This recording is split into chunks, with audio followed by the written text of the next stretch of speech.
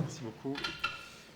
Tout d'abord, donc, je tiens à vous remercier Claudine Tiercelin et les organisateurs de ce colloque. Je suis ravi d'y participer. L'exposé que je vais vous présenter sur la connaissance, la justification et les raisons adéquates est un travail en commun avec Paul Marty, qui est actuellement en train de terminer une thèse de linguistique au MIT, et Brian Rennie, qui était jusqu'à l'an dernier à l'Institut ILLC d'Amsterdam, qui est logicien. Nous avons commencé ce travail il y a environ un an. Nous l'avons maintes fois révisé, donc je vous présente à peu près la 5e révision de ce travail aujourd'hui, peut-être pas la dernière. Donc, le problème qui nous intéresse dans ce travail est celui de définir la connaissance. Ce problème est bien connu en épistémologie, au moins depuis Platon, mais la question « une croyance vraie justifiée est-elle une connaissance ?» a été considérablement relancée, comme la plupart d'entre vous le savez, par l'article très bref de Edmond Gettier, qui nous dit « Non, nous pouvons trouver des cas clairs de croyances vraies justifiées qui ne comptent pas comme de la connaissance. » La première question que je poserai dans cet exposé, c'est que faut-il entendre exactement par une croyance justifiée? Le thème de la justification reviendra au cours de ces exposés. Si vous regardez l'article de Gettier lui-même, il nous dit que le sens du terme justifié qu'il retient, lorsqu'il s'agit de dire qu'un agent S est justifié à croire une proposition P, est tel qu'il doit être possible pour une personne d'être justifiée à croire une proposition qui est en réalité fausse. Autrement dit, la justification n'implique pas la vérité. Elle ne correspond pas à ce que d'autres auteurs ont appelé la garantie pour une proposition d'être vraie. Et cette question a son importance pour que l'auditoire soit absolument, je dirais, au fait des exemples de Gettier. Je me concentrerai uniquement sur le second de ces exemples ici. Donc Gettier nous dit, supposons que Smith, qui est l'agent qu'il considère, ait des raisons fortes, strong evidence en anglais, de croire la proposition suivante. Jones est propriétaire d'une Ford. Les raisons de Smith pourraient être que Jones, à chaque fois, excusez-moi pour la traduction et l'erreur ici, chaque fois passé dans le souvenir de Smith, était propriétaire d'une voiture, toujours d'une Ford, et que Jones vient de conduire Smith dans une Ford. Par ailleurs, imaginons à présent que Smith a un autre ami, Brown, dont il ignore les pérégrinations. Smith choisit 3 noms de lieux au hasard et construit les propositions suivantes. Premièrement, soit Jones est propriétaire d'une Ford, soit Brown est à Boston. Deuxièmement, soit Jones est propriétaire d'une Ford, soit Brown est à Barcelone. Et enfin, soit Jones est propriétaire d'une Ford, soit Brown est à Brest-Litovsk. Le contexte est tel qu'en réalité, Jones ne possède pas, donc contre toutes les apparences, ne possède pas de Ford. Quant à Brown, là encore, j'ai fait une erreur, excusez-moi, donc enlever la négation, Brown, lui, est à Barcelone. D'accord ? Donc c'est une situation dans laquelle il semble que Smith ait la croyance vraie, justifiée, de la proposition que soit Jones est propriétaire d'une Ford, soit Brown est à Barcelone, qui est la proposition numéro 3, ici, sur le diaporama. D'accord ? Néanmoins, je pense que la plupart d'entre vous, vraisemblablement l'immense majorité d'entre vous, accepteraient de nier que Smith a la connaissance que soit Jones est propriétaire d'une Ford, soit Brown est à Barcelone. Alors, pourquoi cela, en fait, j'y reviendrai un petit peu plus loin, mais parce que, tout simplement, il semble que chacune des propositions de la disjonction n'est pas telle qu'il puisse la connaître. D'où la question qui a été posée dans l'épistémologie contemporaine, pourquoi ne pas renforcer la définition de la connaissance et dire la connaissance, c'est une croyance vraie justifiée qui satisferait une condition X à identifier. Zagzebski, Linda Zagzebski, Timothy Williamson nous ont, je crois, largement enseigné depuis les années 90 que vraisemblablement toute tentative d'identification de cette X est vouée à l'échec, car elle est soit, en fait, ce qu'on pourrait appeler G-tierisable, c'est-à-dire on pourra trouver des exemples à la G-tier qui vont invalider la nouvelle définition, soit, au contraire, la définition sera correcte, mais elle sera circulaire, c'est-à-dire qu'on aura fait appel dans la définition de la connaissance à la notion même de connaissance que nous essayons de définir. Ma réponse à ceci est que même si c'est le cas, c'est-à-dire même si on accepte les termes de ce dilemme, il reste, à mon avis, à mieux cerner les liens entre connaissance et justification. Et en réalité, je serais tenté de dire que les deux termes de ce dilemme, l'objection de circularité est peut-être une objection qui est un peu rapide, car c'est ce que j'essaierai de montrer dans cet exposé. On peut essayer d'identifier pour x une valeur qui est telle qu'en réalité, le x lui-même soit peut-être un terme primitif, qui soit difficile à définir en des termes, disons, non épistémiques, sans pour autant que la définition de la connaissance soit vouée à l'échec. Donc l'idée directrice de ce travail, c'est de distinguer ce qui vous a peut-être déjà frappé dans la version du scénario de Gettier, deux notions de justification, une justification plausible, une justification qui a les apparences d'une justification correcte, d'une justification adéquate. Et en parlant de justification adéquate, je reprends une idée qui est certes une idée très ancienne, je pense, dans l'épistémologie que nous pratiquons, mais qu'on retrouve chez des auteurs plus récents comme Chisholm, mais aussi Sosa, ou encore Dretske. Dretske nous propose une définition de la connaissance en termes de raison concluante.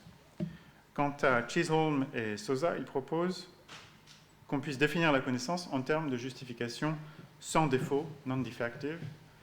La notion d'adéquation que je vais proposer dans cet exposé est en quelque sorte voisine de ces tentatives, mais elle en diffère sur certains aspects que j'expliquerai.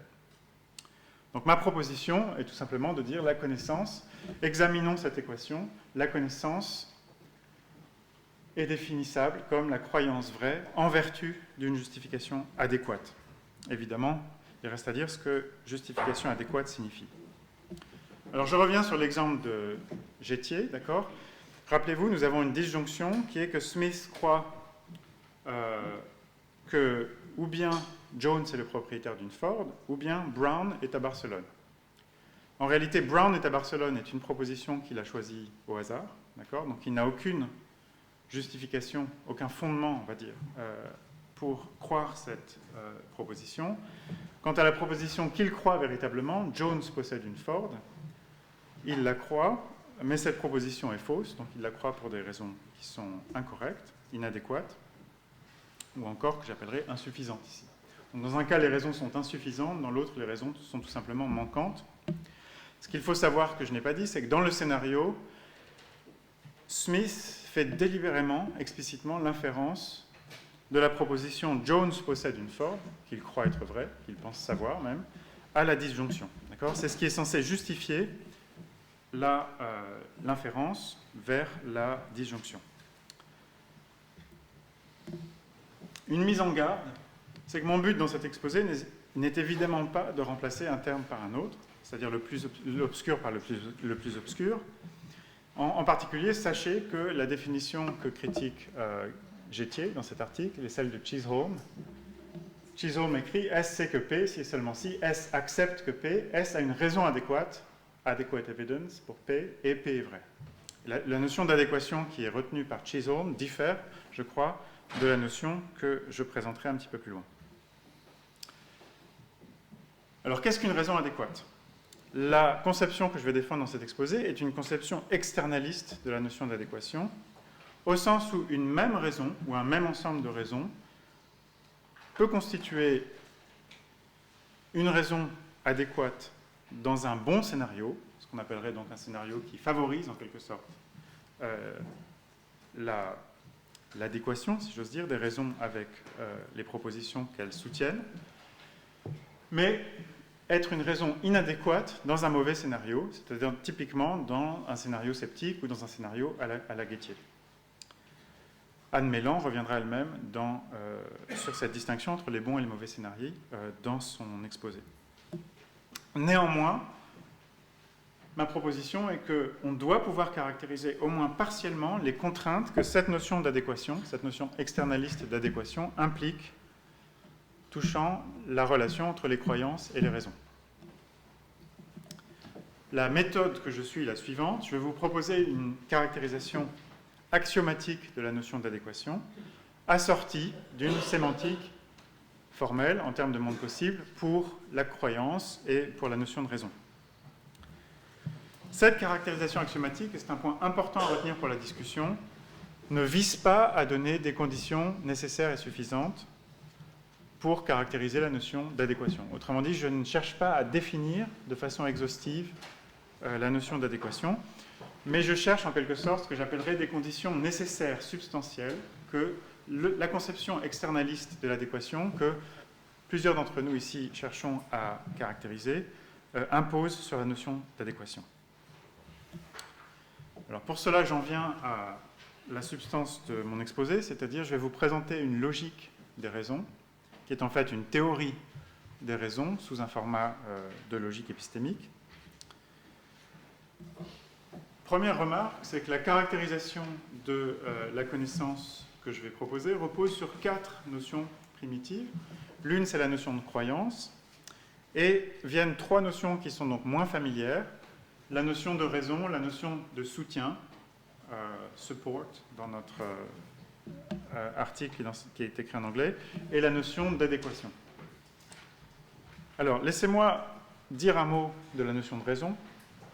Il s'agit d'un colloque sur la connaissance et ses raisons, et la première question que vous pourriez me poser est: est-ce qu'une raison est une proposition? Est-ce que c'est un objet propositionnel? Ou est-ce que c'est un certain état de croyance? En fait, cette question m'a été posée à un moment particulièrement clé du développement de ce travail par Julien Dutemps, qui, je pense, en parlera lui-même dans son exposé. En essayant d'y répondre, j'ai relevé cette citation de David Armstrong qui dit que parler de raison, en fait, peut référer à 2 genres de choses, justement à un état de croyance ou bien à la proposition qui est crue dans cet état spécifique. Et la thèse ou l'approche que nous vous proposons, c'est une approche dans laquelle une raison est fondamentalement du type ce que j'appellerais un état évidentiel, c'est-à-dire proche d'un état de croyance. Une raison, dans notre approche, ça n'était pas l'approche initiale défendue il y a quelques mois, est une expérience d'un certain type qui incline à croire un certain contenu. Elle ne constitue une proposition que de façon dérivée. C'est-à-dire, vous le verrez, dans le formalisme, ces états évidentiels, ces raisons vues comme des états, donnent lieu à des propositions systématiquement, mais les propositions ne sont que dérivées des états. Julien Dutemps lui-même, dans son travail, dans sa thèse de 2010 et dans une version plus récente d'un article sur les méthodes de formation de croyance, appelle en fait raison, méthode de formation de croyance. Julien, corrige-moi si je décris mal ta théorie. Alors je vais tout de suite vous donner un exemple avant de vous présenter la théorie sous sa version plus formelle.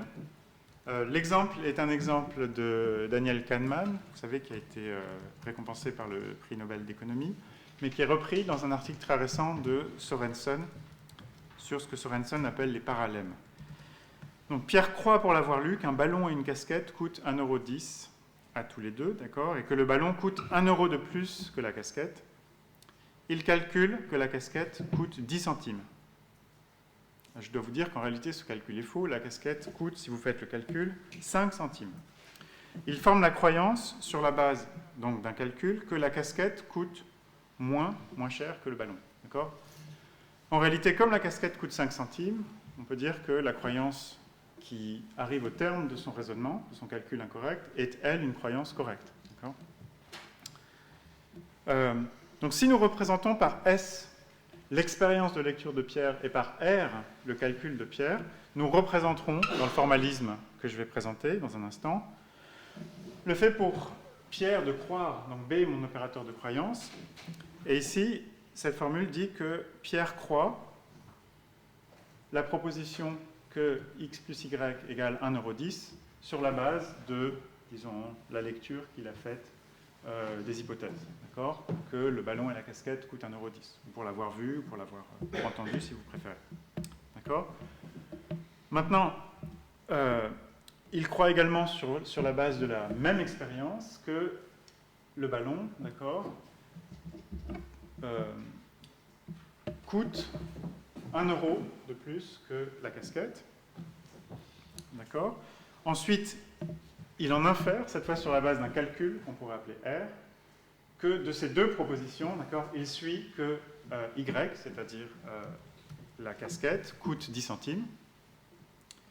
Donc toute cette proposition conditionnelle que vous voyez marquée ici, x plus y égale 1,10 € et x égale y plus 1 implique y égale 10 centimes, est une proposition donc qu'il croit sur la base de son calcul. Et il en infère, toujours sur la base du même calcul, donc que y vaut 10 centimes. D'accord ? Donc nous représenterons, en un sens, les propositions et leur lien avec les raisons.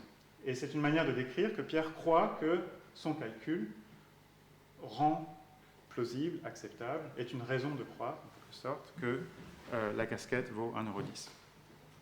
Donc voici le premier exemple, juste pour vous familiariser avec le formalisme. Je reviendrai sur l'exemple lui-même. Enfin, s'il combinait ces raisons, d'accord, c'est une version du formalisme que nous proposons. En fait, ce formalisme est lui-même inspiré de ce qu'on appelle les logiques de la justification, qui ont été développées par Sergei Artemov et son école, notamment Brian Rainey, permettent de combiner les raisons. Et en combinant les raisons, on pourrait donc en inférer que Y lui-même a une valeur qui est moindre que celle que X, autrement dit que la casquette coûte moins cher que le ballon. Alors ça, c'est la première notion que je voulais distinguer, celle de raison. La seconde, c'est la notion de soutien. Cette notion de soutien est en fait une relation entre une raison et une proposition, puisque nous traitons les raisons comme des états, des expériences, des états évidentiels, qui nous inclinent à croire certaines propositions. La notion de soutien dans notre approche est distincte de celle d'implication logique. C'est-à-dire que dans certaines théories de la connaissance, on aura des notions comme la notion de support déductif d'une proposition relativement à une autre, ou des notions de confirmation. Si vous devez rapprocher la notion de soutien que nous proposons de l'une de ces deux notions, il s'agit beaucoup plus de la rapprocher de la notion de confirmation. Autrement dit, cette notion de soutien est une sorte de terme primitif humeien, si vous voulez, qui désigne tout simplement la confiance qu'on peut accorder sur la base d'une certaine expérience à une proposition.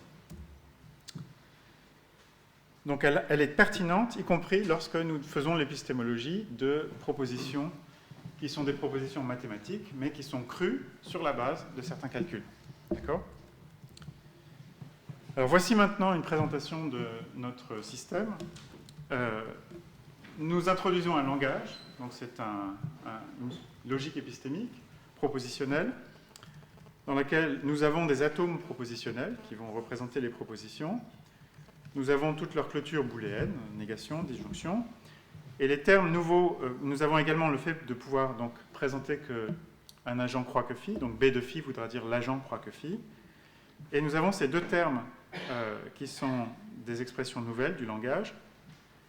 R suivi de deux points suivi de phi veut dire que R donc soutient la proposition phi, si vous voulez donc est une raison de croire phi.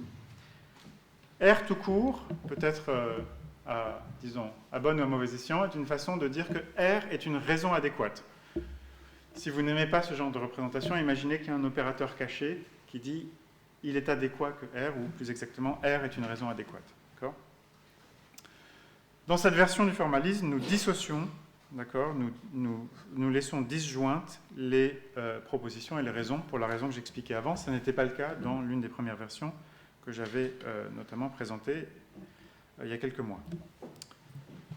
Donc pour représenter la syntaxe à nouveau, d'accord, la raison R soutient phi, c'est représenté par cette formule, R de point phi.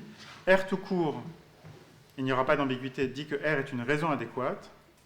BR dit que l'agent croit que R est une raison adéquate, et BP, par exemple, dit que l'agent croit que P. Maintenant, quels sont les postulats que nous imposons sur ces notions ?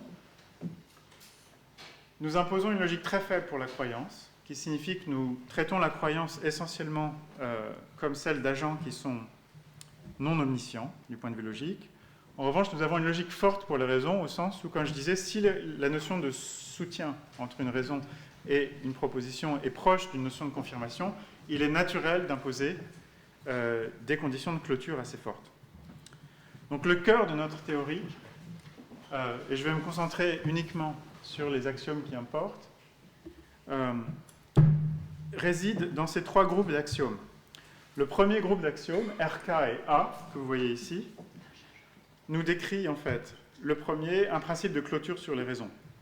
Si R soutient une proposition conditionnelle et que R soutient l'antécédent de cette proposition, alors R soutient le conséquent.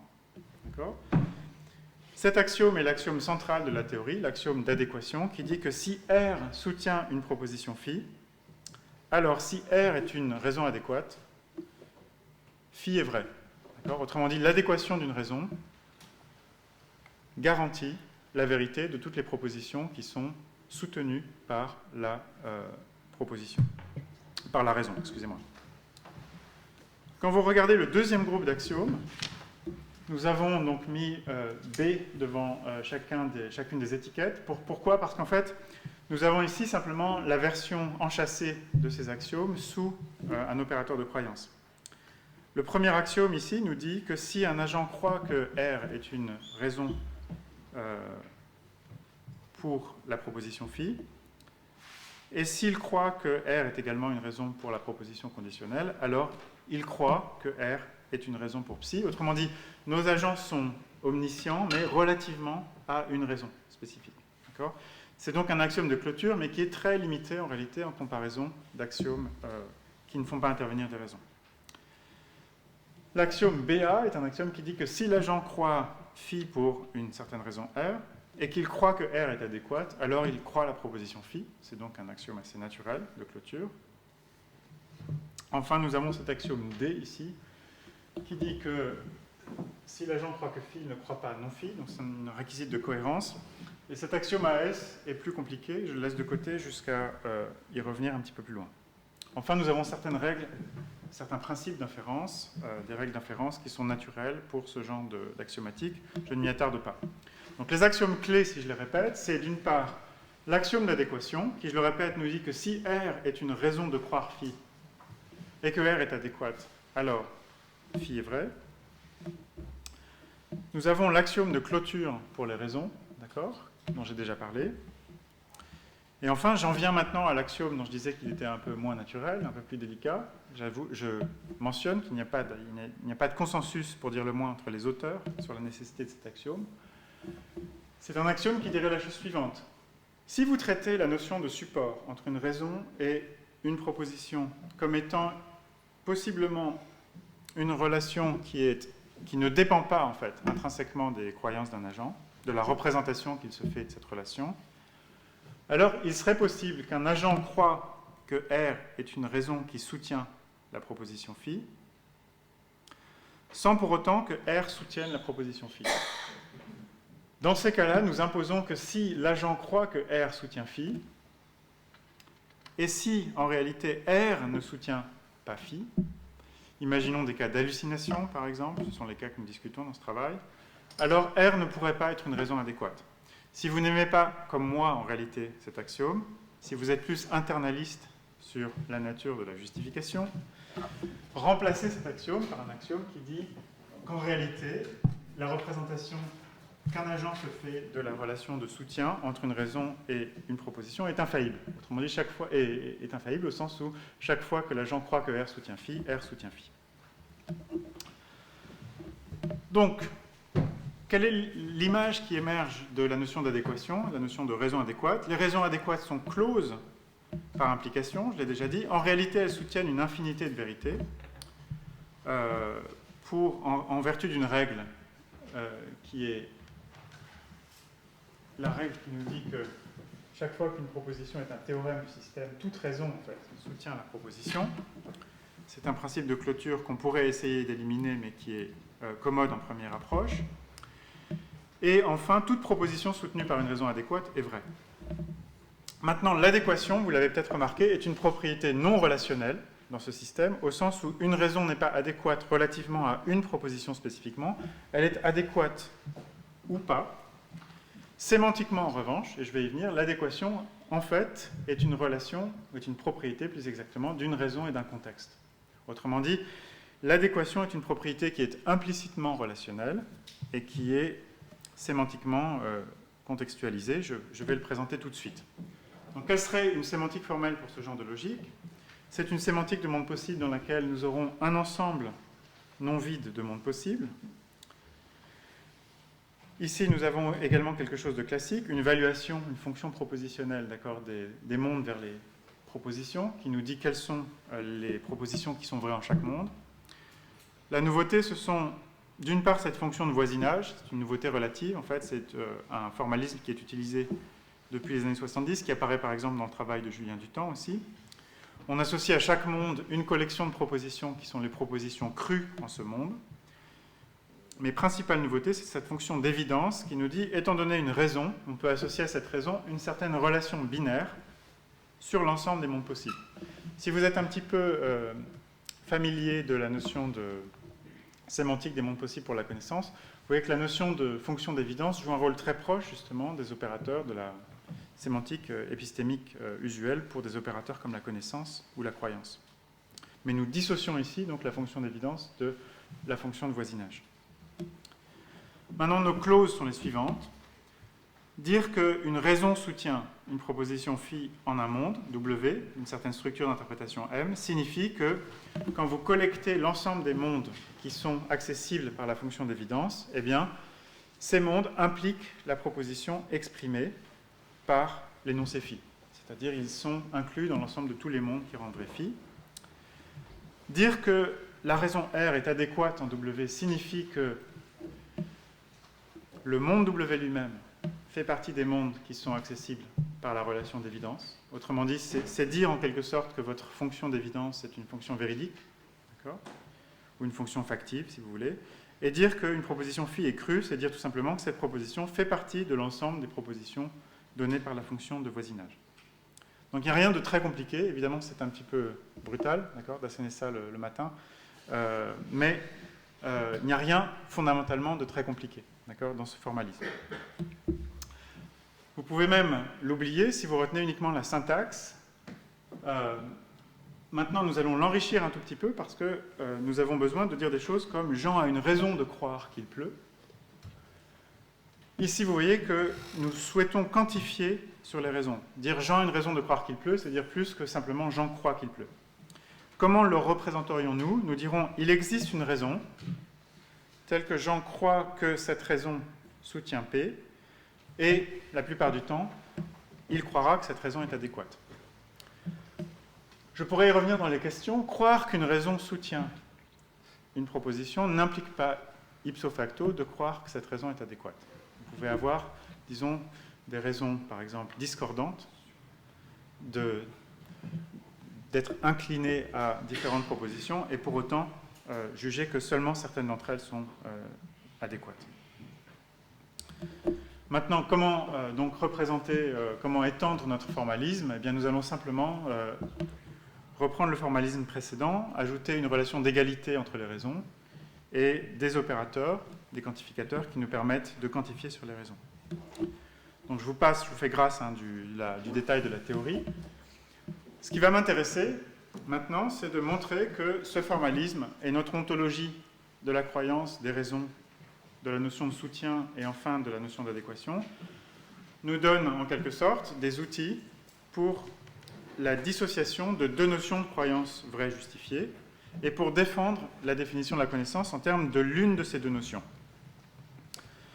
Une intuition qui, je crois, est donc une intuition commune, est qu'une croyance peut être vraie soit parce qu'elle repose sur une raison adéquate, soit par chance pour une raison qui, donc, en vertu de son caractère hasardeux, n'est pas adéquate. Comment représenterions-nous la distinction dans le formalisme que j'ai présenté? Voici deux notions de croyance vraie justifiée. Donc JTB veut dire Justified True Belief, d'accord? C'est juste pour vous en souvenir. Ici, JTB-ER, donc le fait d'avoir une croyance vraie justifiée, E pour de nature externaliste, relativement à une raison R, représente la formule suivante. Ça veut dire que l'agent croit la proposition phi pour la raison R, si vous voulez. Il croit que la raison R est une raison pour phi. Il croit que R est adéquate et R est adéquate. En revanche, la version internaliste, purement internaliste de cette notion de croyance vraie justifiée, nous dit que l'agent croit que R est une raison qui soutient phi, il croit que R est adéquate, et phi est vrai, d'accord ? Mais ça n'implique pas ou ça n'impose pas que la raison R soit adéquate. D'accord ? Donc c'est un réquisite qui, en vertu de nos axiomes, est bien plus faible que celui que va impliquer la notion de croyance vraie justifiée au sens externaliste. D'accord ? Vous voyez que ces deux définitions sont très proches, sauf que nous avons dans un cas remplacé uniquement la vérité de phi par le fait pour la raison correspondante d'être une raison adéquate. C'est ce que je souligne sur ce transparent. Maintenant, pourquoi introduire de la quantification ? Pour avoir des notions parfaitement générales, non relatives à des raisons spécifiques de justification et de croyance vraie justifiée. Donc, la notion de croyance vraie justifiée externe nous dit simplement il existe une raison telle que l'agent a la croyance vraie justifiée externe relativement à cette raison, et même chose pour la croyance vraie justifiée interne. Alors revenons sur l'exemple de Gettier. L'exemple, je vous rappelle, c'est que Smith croit que Jones possède une Ford, ce que nous représenterons par P ici, et il choisit au hasard la proposition Brown est à Barcelone. Appelons R l'ensemble des évidences, au sens anglo-saxon, d'accord ? L'ensemble des raisons, justement, que Smith possède quant au fait que Jones puisse posséder une Ford, donc l'ensemble de tous ces indices. Notre première hypothèse, c'est donc que Smith croit que cette raison soutient donc la proposition Jones possède une Ford. Ça nous est donné par le scénario. La deuxième hypothèse, c'est celle que fait Gettier explicitement dans le texte. Il nous dit, mais Smith réalise que cette proposition P implique la disjonction P ou Q pour relativement la même raison. D'accord ? Donc la raison R soutient cette proposition conditionnelle. Par ailleurs, non P, d'accord, c'est une de nos hypothèses. Jones ne possède pas de Ford. Et enfin, non R. Pourquoi ? Parce que si R était une raison adéquate, elle garantirait la vérité de la proposition P. Donc nous avons ici que la raison ne saurait être une raison adéquate. Ça nous est donné par le formalisme. En revanche, Q est vrai, puisque Brown est à Barcelone. D'accord ? La proposition disjonctive s'ensuit, P ou Q. Nous savons par les principes de clôture que de 1 et 2, il va suivre que notre agent Smith croit la disjonction, P ou Q. Donc vous voyez qu'il a une croyance qui est vraie, d'accord, qui est justifiée, puisque cette proposition est crue en vertu d'une raison. Et par ailleurs, cette raison est considérée comme adéquate par notre agent. Donc nous sommes dans la situation dans laquelle l'agent a une croyance vraie justifiée de type interne, d'accord, mais la raison n'est pas adéquate, donc cette croyance ne compte pas comme une croyance vraie justifiée de type externe. Donc la croyance de Smith, je le répète, est vraie et justifiée, mais sa justification est inadéquate, pour le dire beaucoup plus simplement. Alors il existe une autre classe d'exemples, les exemples de Goldman, qui sont un peu plus compliqués à traiter. Imaginons donc que cette fois Smith se promène dans le pays des fermes. Certaines de ces fermes sont des fermes authentiques, des fermiers y travaillent, d'autres sont simplement des fermes en papier mâché. Et en réalité, une majorité, admettons, des bâtiments qu'on voit sont des bâtiments de façade pour tourner des films. Il voit une ferme, ce qui ressemble à une vraie ferme. Donc appelons R sa vision d'un bâtiment qui ressemble à une ferme, c'est son évidence. P, la proposition ceci est une ferme. Donc c'est un contexte dans lequel, donc, excusez-moi, en 1, vous voyez que l'agent croit que c'est une raison ici de croire qu'il y a une ferme. Mais imaginons que par chance, il ait choisi un bâtiment qui soit effectivement une ferme. D'accord ? Donc cette fois, la proposition P est vraie, contrairement à ce qui se passe dans le cas de Gettier. Et l'agent croit aussi que la raison est adéquate. Alors, nous dirions dans ce cas-là que la raison R est véridique relativement au contexte, c'est-à-dire qu'elle soutient bien en fait la proposition P, mais pour autant, et c'est là que je disais que notre caractérisation de l'adéquation en termes de rendre vraies toutes les propositions qui sont soutenues n'est pas suffisante, nous ne voulons pas dire que la raison est adéquate si nous pensons que l'adéquation est une condition qui exclut la chance, qui exclut les croyances chanceuses. Donc dans ce cas, nous n'avons pas d'axiome pour le dire, mais nous pouvons en tout cas représenter sémantiquement le fait que l'agent à nouveau a une croyance vraie justifiée de type interne, mais qui manque d'être assise sur une justification adéquate. Dernier exemple, et je terminerai ensuite sur la mention de quelques propriétés de cette approche de la connaissance. L'exemple de Sorensen. Donc il appelle parallèle, en fait, la situation typiquement proche de celle de Gettier, que j'ai donnée dans l'exemple de Kahneman, dans laquelle un agent fait un calcul qui est faux, mais qui le conduit à une conclusion qui est vraie. Je vous rappelle, la conclusion ici, c'est que la casquette coûte moins cher que le ballon. Cette conclusion suit de façon valide des prémices qui sont données ici. C'est-à-dire que si vous entrez en fait dans un calculateur ces deux équations, eh bien, le calculateur qui lui calcule bien va en inférer de façon valide la conclusion. Sorensen écrit que ce genre de situation dans laquelle l'agent lui en fait infère une conclusion qui est correcte, qui suit en vertu d'un raisonnement valide, mais pour une mauvaise raison, il y voit une réfutation de ce qu'il appelle l'évidentialisme cru, la vision selon laquelle nous savons une proposition simplement en vertu du fait que nous avons de l'évidence ou une raison adéquate pour cette proposition. En réalité, dans notre formalisme, nous pouvons représenter le fait que R, c'est-à-dire le calcul que fait l'agent, n'est pas une raison adéquate. Pourquoi ? Parce que si c'était une raison adéquate, ça devrait rendre vraies toutes les propositions qui sont soutenues par ce calcul, notamment la proposition que la casquette coûte 10 centimes. Or, la casquette coûte 5 centimes. Ceci pour dire que, bien que Sorensen entende attaquer ce qu'il appelle l'évidentialisme cru, vous voyez que nous défendons la thèse selon laquelle la connaissance implique de posséder une raison adéquate sans être commis à cette forme d'évidentialisme cru. C'est une réponse en fait à Sorensen. Plus généralement, nous avons trois types de cas dont nous pouvons faire la typologie. Les cas de Gettier ordinaire, dans lesquels une raison est prise comme soutien d'une proposition, mais la proposition est fausse et la raison inadéquate. Nous avons les cas dans lesquels la raison est prise pour soutenir une proposition comme étant adéquate, mais la raison n'est pas adéquate, bien que la proposition en question soit vraie, par chance. Et enfin, nous avons les bons cas, bons au sens de l'externalisme, ceux dans lesquels la proposition dépend d'une raison pour sa croyance, et la raison en question est bien une raison adéquate. Maintenant, j'en viens à quelques éléments de discussion avant de donner la parole à Anne Mélan. Donc, formellement, notre proposition est tout simplement que la croyance vraie, justifiée de type externe, peut servir à définir la connaissance. Donc, nous prenons le risque, de définir cet opérateur K de connaissance, knowledge, en termes de croyance justifiée externe et vraie. Alors, trois propriétés, pour le dire brièvement. La première est que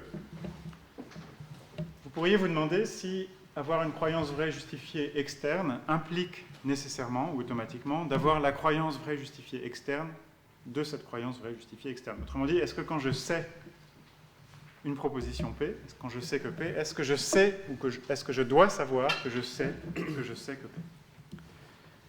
La réponse est non, je peux avoir une raison adéquate de croire P sans savoir que cette raison est adéquate. Autrement dit, sans avoir une nouvelle raison adéquate de croire que ma raison de premier ordre est adéquate.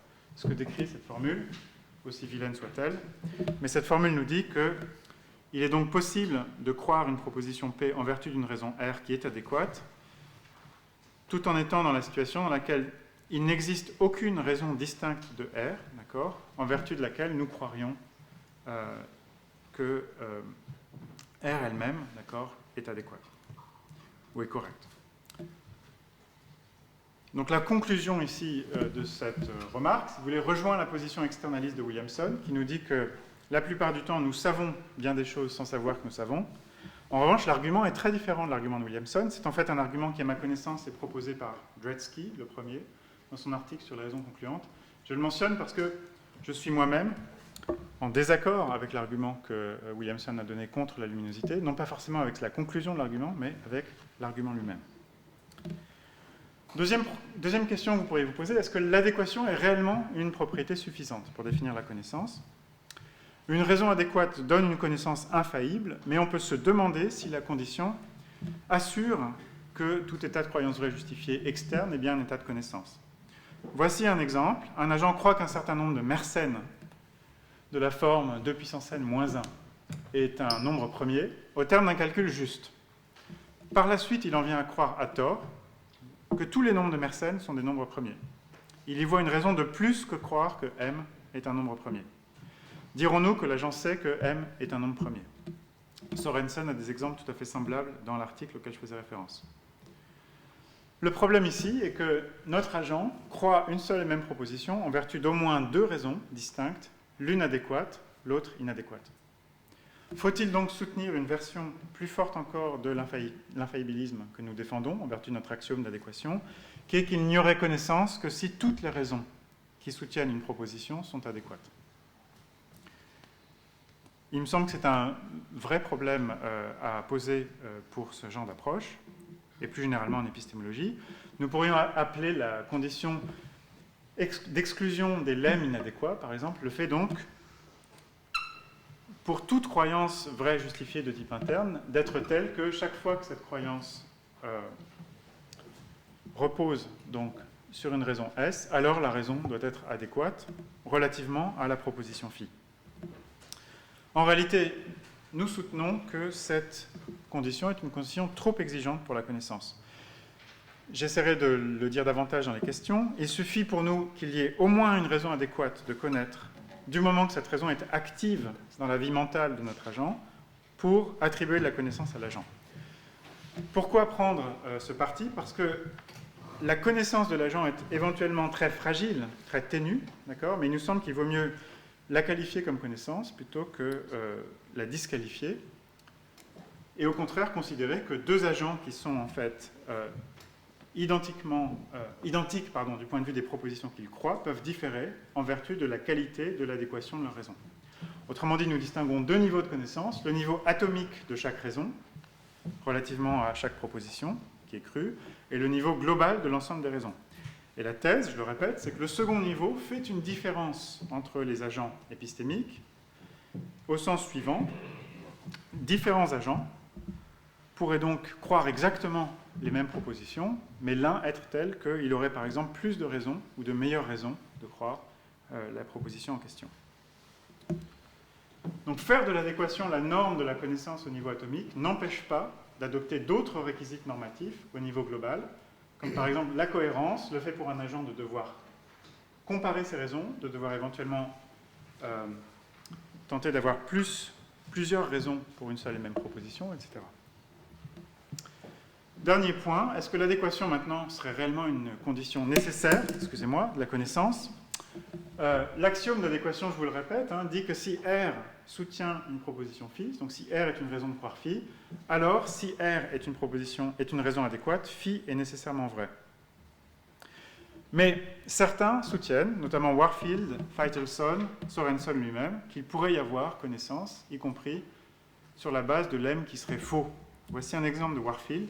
Je lis 2h58 à ma montre, il est en réalité 2h56. L'expérience que je fais de lecture, d'accord, me donne une raison de croire, si ma réunion a lieu à 7h, d'accord, que je ne suis pas en retard pour la réunion. Donc, de notre formalisme, nous dirions, d'accord, que R ici, c'est-à-dire ma lecture, mon expérience de lecture, est une raison de croire qu'il est actuellement, c'est-à-dire l'heure, T, le temps, d'accord, est 2h58. R soutient bien donc, cette proposition. En réalité, d'accord, j'ai également une autre raison de croire que mon rendez-vous, ma réunion a lieu à 7h. Maintenant, il se trouve que l'heure véritable, c'est 2h56. Par conséquent, en vertu de l'axiome d'adéquation, eh bien, nous avons là une raison qui est inadéquate, d'accord ? Puisqu'elle soutient tout simplement une proposition fausse. Or, Feitelson, Warfield, Sorensen nous disent que dans ce genre de contexte, eh bien, il est plausible d'attribuer néanmoins à l'agent de la connaissance. C'est-à-dire l'agent n'aurait pas seulement la croyance vraie justifiée au sens interne, si vous voulez, qu'il n'est pas en retard pour sa réunion, mais il a une suffisamment bonne raison, pour le dire autrement, de penser qu'il n'est pas en retard. Notre position là-dessus, c'est que stricto sensu, on devrait dire de l'agent qu'il ne sait pas qu'il est à l'heure pour son rendez-vous si l'heure est fausse. Néanmoins, il le sait moyennant l'approximation tolérée pour ce genre de situation. Autrement dit, nous avons ici un problème qui relève de considérations pragmatiques générales et non pas spécifiques à la théorie de la connaissance. Donc, nous pouvons maintenir l'axiome d'adéquation, mais en donner une version tolérante qui intégrerait l'approximation. Donc, en conclusion de ce travail, je vous propose donc de retenir les trois thèses suivantes. Premièrement, une conception externaliste du caractère adéquat de la justification est compatible avec une analyse du concept de connaissance en termes de croyances vraies justifiées d'un certain type. Deuxièmement, ce programme de recherche n'est pas, par conséquent, incompatible avec la thèse que présentera Anne Mélan, qui a été défendue par Williamson, celle selon laquelle la connaissance vient en premier, parce qu'ici, la thèse williamsonienne se ramène à celle selon laquelle la notion d'adéquation n'est pas analysable intégralement en termes de notions plus élémentaires. Nous avons seulement donc décalé d'un cran, si j'ose dire, la thèse d'indéfinissabilité. Et troisièmement, nous soutenons donc une forme modérée en fait, d'infaillibilisme, au sens où nous autorisons à ce qu'une proposition demeure sue, même quand elle repose sur des raisons adéquates et inadéquates, des raisons mixtes. En ce sens, donc, la théorie ne dispense pas d'examiner ces raisons, de comparer ces raisons, et reste compatible avec de larges pans de l'épistémologie internaliste. Je vous remercie. Donc c'est à mon tour de remercier très chaleureusement Claudine Verselin et de manière générale la chaire de métaphysique et de philosophie de la connaissance de m'accueillir ici. Pour moi, c'est un grand honneur de parler ici et je vous remercie également, Jean-Marie Chevalier et Benoît Gauthier, de m'avoir invité. J'ai donc en effet une question à poser à Paul Aigret à propos de la présentation qu'il vient de faire. J'ai failli mettre en parenthèse une question simple, parce qu'au fond, je pense que c'est une question simple. Donc, pour reprendre très rapidement, la conclusion principale de Paul Aigret dans le papier que j'ai lu est la suivante. Dans certains cas au moins, la connaissance, j'ai mis knowledge is true belief, j'ai utilisé l'abréviation classique. La connaissance est en fait la croyance vraie qui est soutenue par une raison adéquate ou qui possède une justification adéquate. Et comme nous l'a montré Paul, cela a l'avantage de résoudre le problème de Getty. Au fond, toute la difficulté, évidemment, si on essaye de défendre une définition de la connaissance comme celle-ci, c'est de dire précisément ce en quoi consistent les raisons adéquates. Et de manière non technique, j'ai essayé de formuler ça de manière absolument non technique. Au fond, il y a deux choses qui sont nécessaires à une raison pour qu'elle consiste en une raison adéquate. Tout d'abord, une raison adéquate de croire que phi est veridical, c'est comme ça que parfois tu la désignes dans le papier en question, ou infaillible. C'est-à-dire qu'une raison est adéquate, si R est une raison adéquate de croire que phi, alors phi est vrai. Et une autre condition nécessaire, c'est celle qui correspond en fait à l'axiome AS dans la présentation que tu nous as faite. Une autre condition nécessaire pour qu'une raison soit une raison adéquate, c'est qu'elle soit, comme je l'appelle ici, indépendante de la perspective de l'agent.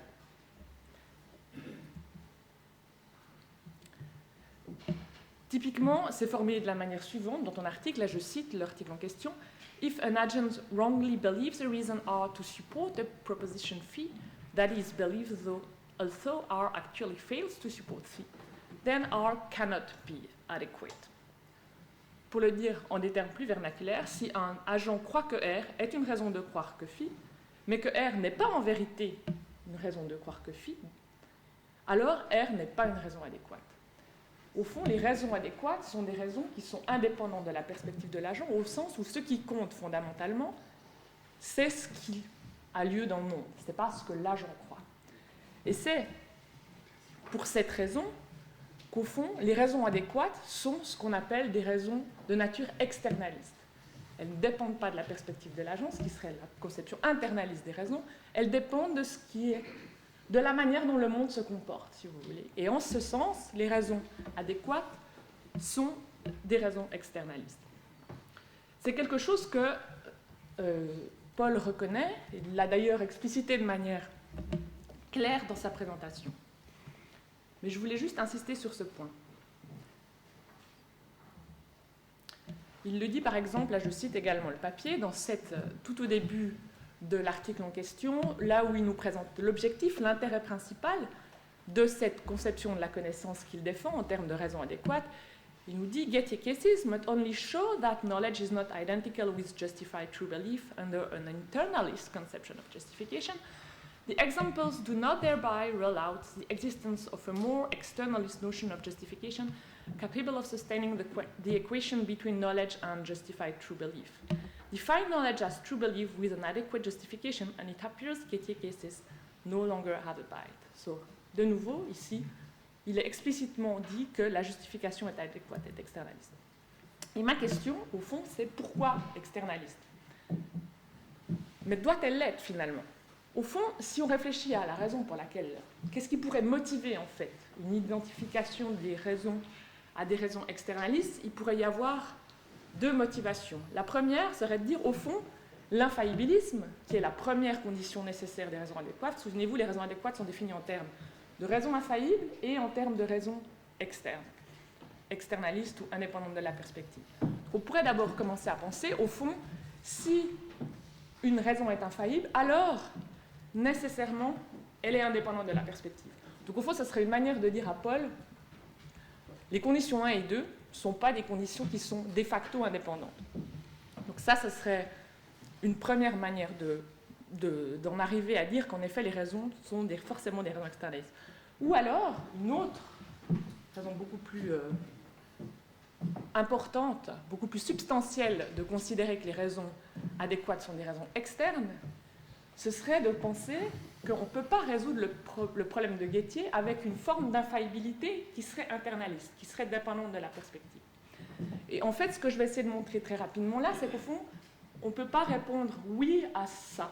L'infaillibilité ne s'applique pas à l'indépendance de la perspective, et on peut très bien résoudre les problèmes de Getty avec une condition infaillible, mais internaliste. Donc au fond, je ne comprends pas la motivation qui préside à l'externalisme dans la théorie de la connaissance que Paul a présentée tout à l'heure.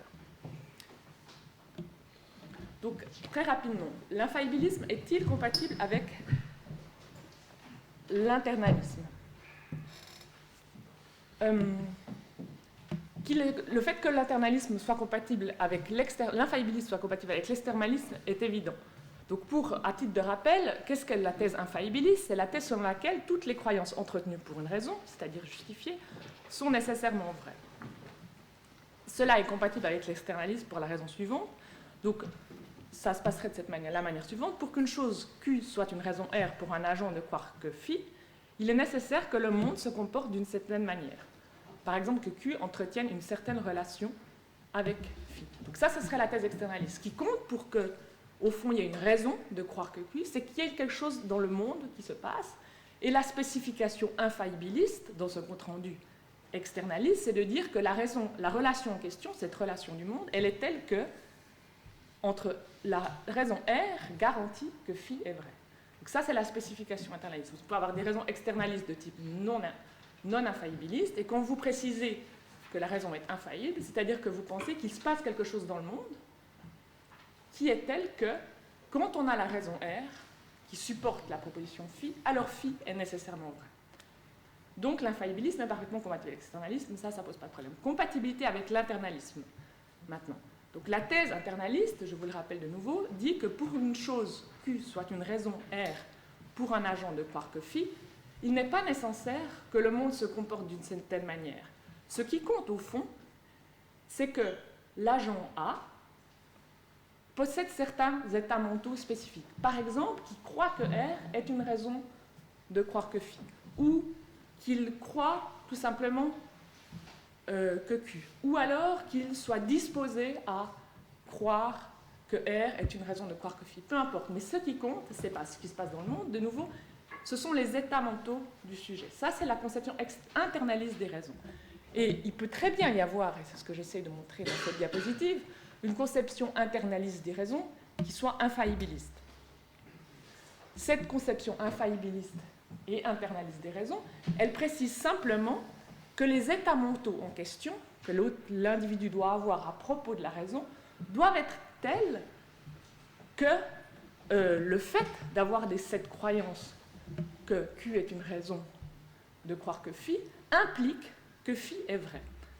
Donc, c'est la spécification que vous avez tout en bas de cette diapositive. La spécification infaillibiliste de la thèse internaliste des raisons dit ce n'est pas vrai pour n'importe quel Q, pour n'importe quelle raison, mais seulement lorsque Q est tel que le fait de croire que Q garantit que phi est vrai. Et c'est exactement ce que Descartes dit dans le Cogito. Quand je crois que je pense, cela garantit que j'existe. Le fait que j'aie cette croyance garantit que la vérité de la proposition « j'existe ». Donc si vous voulez ça, c'est typiquement un infaillibilisme de type internaliste. Donc ce que j'essayais de faire là, c'est simplement de vous faire sentir, je sais que Paul là-dessus, à mon avis, tu n'aurais pas. Ce n'est pas une objection que je te fais parce que je pense que tu es d'accord, mais c'est juste vous permettre de considérer que l'infaillibilisme, même s'il est très souvent associé à l'externalisme, n'a pas besoin d'être associé à l'externalisme, il peut très bien être associé à l'internalisme. Et donc, au fond, est-ce que l'infaillibilisme de type internaliste peut résoudre le problème de Gettier? Et c'est là que j'ai une question, c'est là en fait que je vois le plus gros problème en fait dans cette conception que tu as défendue, c'est que je n'ai pas l'impression qu'on a besoin d'être externaliste pour résoudre les cas Gettier. Au fond, ce qui compte pour résoudre un cas Gettier, c'est que la justification ne soit pas compatible avec la fausseté, c'est-à-dire qu'elle implique la vérité. Dans les deux cas Gettier, au fond, le problème, c'est que la croyance finale aurait pu être fausse, puisqu'elle n'est pas déduite d'une connaissance, mais d'une croyance fausse. Donc dans le premier cas que tu as présenté, typiquement, Jones ne va pas obtenir cet emploi, donc c'est basé sur la croyance fausse qu'il va l'obtenir lui-même. Et donc dans le raisonnement qui préside à la conclusion qui est finalement vraie, il y a une croyance fausse. Et dans le deuxième cas, il n'est pas vrai que Jones ne possède pas de force, c'est le deuxième élément de la disjonction qui est correct. Donc là, de nouveau, dans le raisonnement qui préside à la conclusion vraie, il y a une croyance fausse. Donc il y aurait très bien pu se faire que la conclusion soit fausse. Donc ce n'est pas un raisonnement qui est infaillible. Donc on voit bien que l'infaillibilisme est capable de résoudre les cas Gettier. Mais cela, tout ce que je viens de vous dire, aurait pu être vrai, peu importe la conception des raisons que vous favorisez, que vous défendiez une conception externaliste ou que vous défendiez une conception internaliste des raisons. Donc, pour conclure, je pense que c'est la condition d'infaillibilité qui fait tout le travail. La première des deux conditions que je vous ai présentées, l'axiome A dans ta théorie, et la démonstration que tu as faite, si je l'ai bien comprise, n'offre en fait aucun avantage théorique à l'externalisme. Donc là, j'ai cité juste deux passages de ton texte dans lequel tu précises que c'est bien une définition externaliste que tu essayes de défendre. Et en fait, c'est avec ces passages-là que je ne les lis pas parce que ça répète ce que je vous ai déjà dit. C'est donc avec ces passages-là que j'ai des difficultés. Et la question que je te pose, Paul, donc, ce serait pourquoi l'internalisme ne pourrait-il pas faire aussi bien? Voilà. Merci.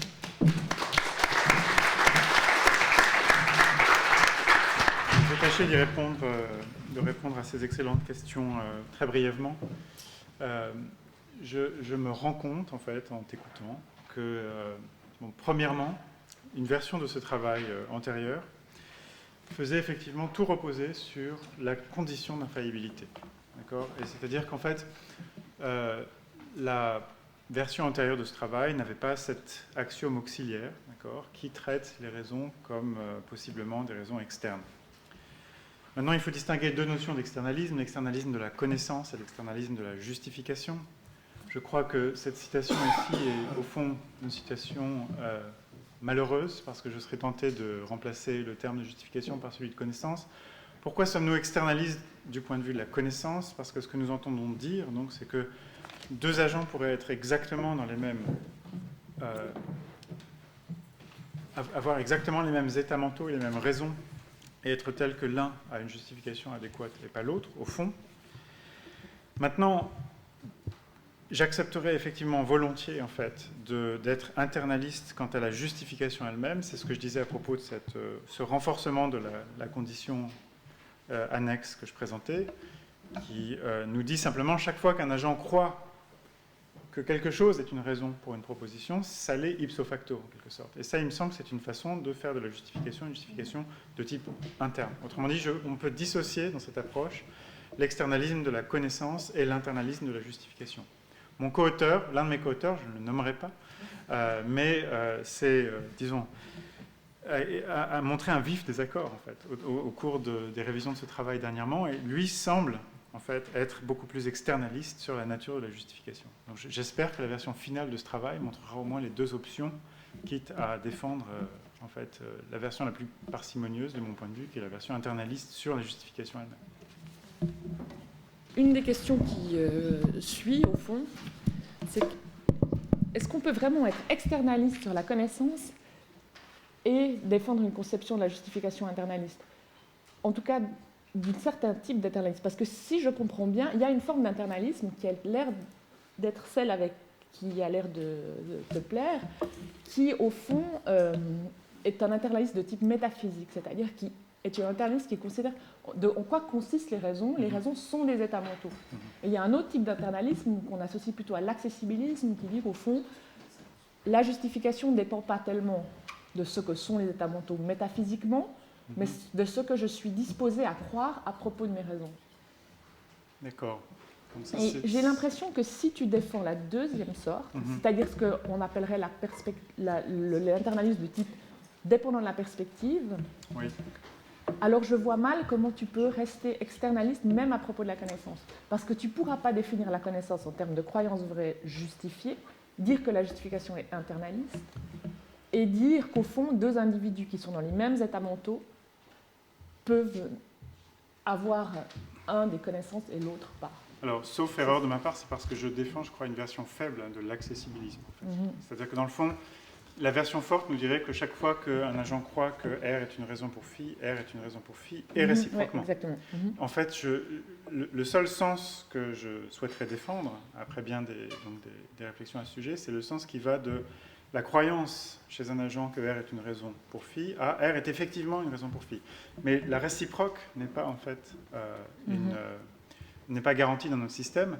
Quand elle l'était, en fait, ça nous conduisait à des conditions d'ailleurs de clôture beaucoup plus fortes, déjà à un système de représentation des croyances sans doute beaucoup moins réaliste à certains égards. Un point d'ailleurs qu'avait remarqué Julien lors d'échanges. Paul, est-ce que tu veux prendre quelques questions dans la salle? Volontiers, merci.